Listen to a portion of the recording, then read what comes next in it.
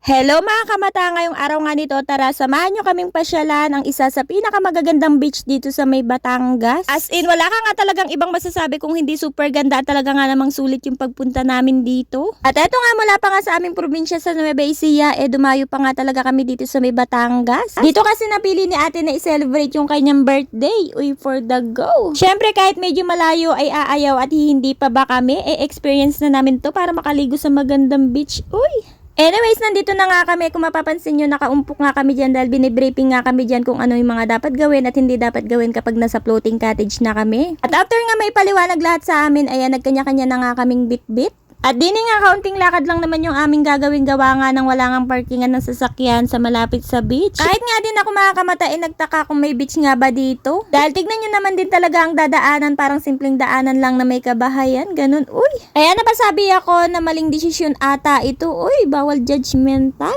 Tapos, eto na nga, wala pa nga sigurong 100 na hakbang, nakarating na nga kami dito sa may floating cottage area. Tapos, ayan, tamang hintay nga lang kami dito sa may gilid habang naghihintay nga ng available na floating cottage. Dahil kung makikita nyo nga sobrang daming ang tao nung araw na yan at sobrang dami rin talagang taong pumupunta dito. Kaya mas okay nga rin talaga na bago nga kayo pupunta dito mag-reserve na kayo ng floating cottage nyo para hindi na kayo maubusan. Anyways, ayan, hindi naman kami naghintay ng matagal dahil mga ilang sandali nga lang din ay may available na floating cottage. So dahil marami nga kaming magpapamilya ay dalawang cottage nga yung inarkila ni ate. Dahil sa isang cottage nga ay maximum 20 person nga lang ang kakasya. At in fairness naman din sa floating cottage nila maganda at may kalakihan din. Kainaman nga din ay meron nga rin tong taas. Bago nga nila paanda rin yung bangka ay sinisigurado nga nila na nakasuot na nga kami ng life vest lahat.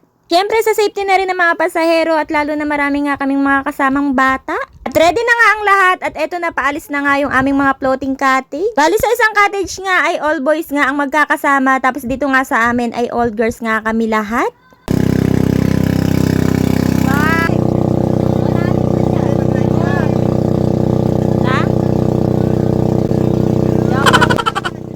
So, eto na nga bali tatlong destination nga na lugar yung aming pupuntahan. Una nga namin pinuntahan, eto nga tinatawag nilang Calatagan Beach kung saan sobrang babaw at sobrang linaw ng tubig. Tapos pangalawa nga namin pupuntahan sa Starfish at pangatlo doon nga sa Mini Boracay. Pero mamaya pa nga namin mapupuntahan yung dalawa kaya naman dito muna kami sa Calatagan. Grabe nga talagang experience to dahil ngayon nga lang talaga kaming magpapamilya nakarating sa ganito kagandang beach. Kaya naman salamat nga sa ate ko na nag-birthday dahil nga sa kanya ay nakapunta nga kami dito at na-experience namin to, uy.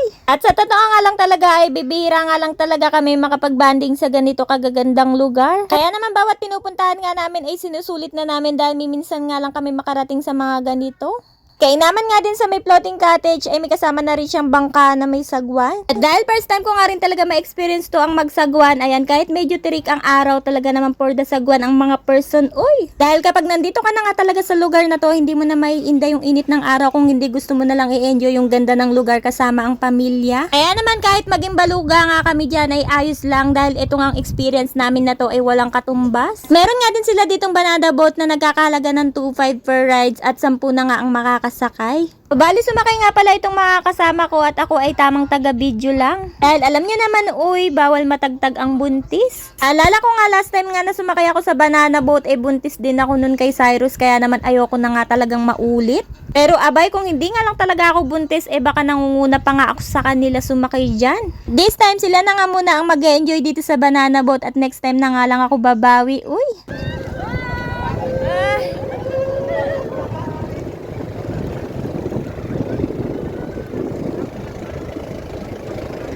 Alis sila nanay at tatay at mami at daddy nga ang kasama kong naiwan dito sa cottage. At hinahanda na nga rin pala ni nanay yung pagkain namin. Yung iba nga pagkain ay dito na nga lang niluto tapos yung iba in-order na lang ni ate kagaya ng mga kakanin. O siya mga kamata, hanggang dito na nga lang muna at abangan nyo na nga lang yung aking part 2 at part 3 sa aking vlog dito sa may Batangas.